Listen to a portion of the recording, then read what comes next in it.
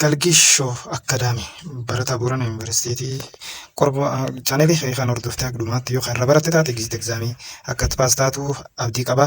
Kanaafuyyuu na hordofa. An Galgish Boorantichaa feesbuukii, iimeeli, tiiktook fi yuutuubii illee cufa irratti argachuu dandeettu. Galgish Boorantichaa search gootanii College of Natural and Computational Science Department of Chemistry Daarektii gambarnoota kenna yookaan ceen taatu.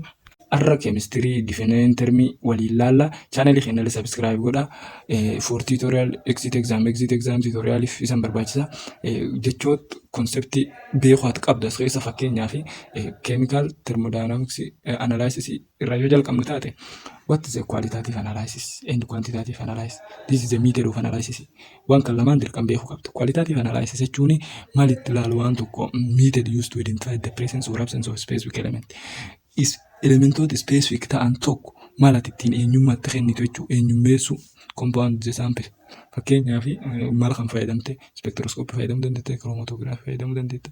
Bakka eenyummaa quality jechuun bakka quantity jechuun baay'ina amount jechuun amount or concentration of specific. Concentration in quantitative maalidha? Amount irratti hundaa'a jechuudha. Garaaf godhee konseptii isaanii dheer darbaan taateef santi diipilee dubbisa. Elemental analysis jechuun immoo method used to determine elemental composition of the sample. Bakka gabaabumatti maka elementoota akka ittiin ibsitu jechuudha. Elemental composition ittiin ibsitu fakkeenyaaf maal fayyadamte mass spectroscopy atomic spectroscopy fayyadamte maka elementoota kan ittiin itti baastu elemental analysis jennaan jechuudha. Molecular analysis jechuun to determine molecular structure. Structuring kun structure akkasiiti. Ni molecule kanarraa ijaarametti kaatiin ittiin gargar bas molecular analysis jedhama. Ismaan irratti doofta arrangement ta'u atomii garanatti arrange wal jijjiiree garte. Functional groupiin isa tan agarte yookaan alkoolii yookaan alkiin yookaan maani jettee functional group bakka molecular analysis jechuun structure mataa keessan kee jiraachuu malee techniques such as nuclear magnetic resonance fayyadamtee addaan baasuu dandeetta. Spectroscopy fayyadamtee infrared spectroscopy fakkeenyaaf infrared region vibration qaba gaafa vibrate ta'u boota wal arrange godha. Magnetic resonance immoo nuclear wavelength fayyonni qabaata. Spectroscopy immoo maal light tokko absorb yookaan calorie tokko inni itti garsiisudha. Laalte structure akkana agarsiisa jettee himuu dandeetta jechuudha. Inni kaan immoo electrochemical analysis. Kun immoo maal maka keemikaalota maaliin flow of electric charge. Charge nuuf dabarsuu irratti hundooftee ittiin gargar baastu jechuudha.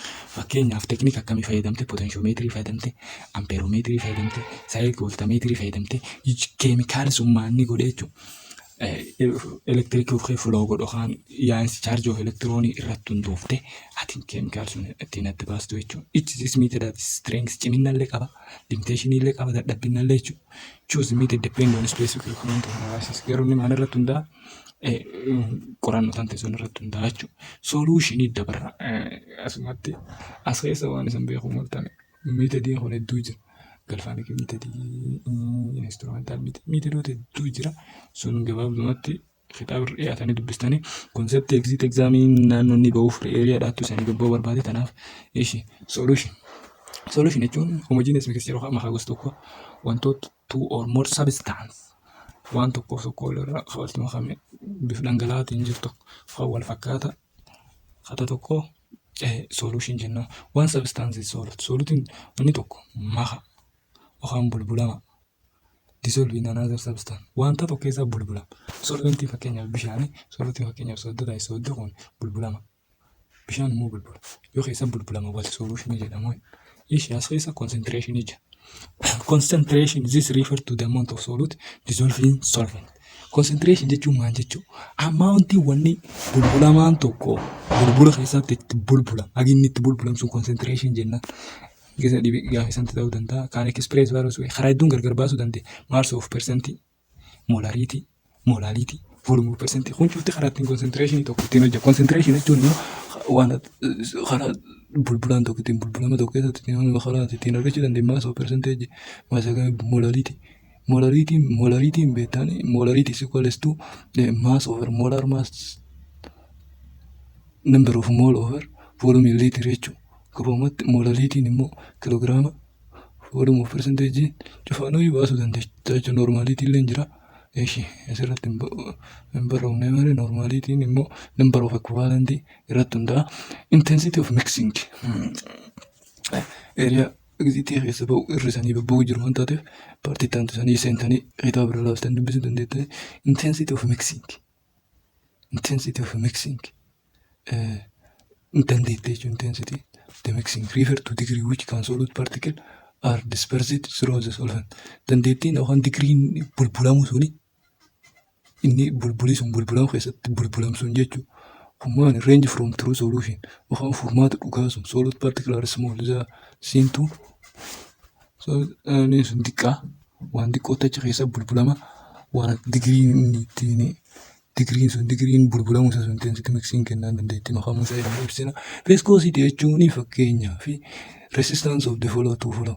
Fakkeenyaaf viscosity nu maayyoo ta'aa waan Oromoo yoo deebisnu yaa'insi waan tokko waan dhowwa. Fakkeenyaaf bishaan yoo ta'e lafa nattu jedhanii dambalaanii horiyaanii garuu dammi yoo ta'e lafa nattu walitti maraatee fudhattu tokko yaa'a. Kanaafuyyuu resistance sun qabaa jechuudha. Resist to flow yaa'uu hin danda'u jechuun viscosity qabaa jechuudha dammi suni. Kanaaf waan is qabu jira resistance sun jira. Kanaaf viscosity of solution can affect the presence of solute particle. Kanaafuyyuu waan solutii sun kee jirutti akka wanni sun iyyaan godha jechuudha. Kan influence behavior of solution in various application jechuudha jetta. Fakkeenyaaf damma keessa solutii wayii jira. Dhangala'aa wayiitti itti bulbulamee furtisee waan isa jira sun takka inni iyyaan godha jechuudha. Bishaan immoo small viscosity. Kanaafuu bishaan waan amma fudhatte isin is solvent not solute. Solutii takka inni floontaan godha jechuudha. Inni itti aanu boiling point elevation. Boiling point jechuun maal jechuudha? Refer to increasing boiling point of the solvent when solute is dissolved in it. Fakkeenyaaf boiling jechuun oowwisu yoo fakkeenyaaf maal jirri increasing boiling point of the solvent bulbulaan tokko yoo boiling pointiin isaa ol ka'u yoo solutii ofii keessatti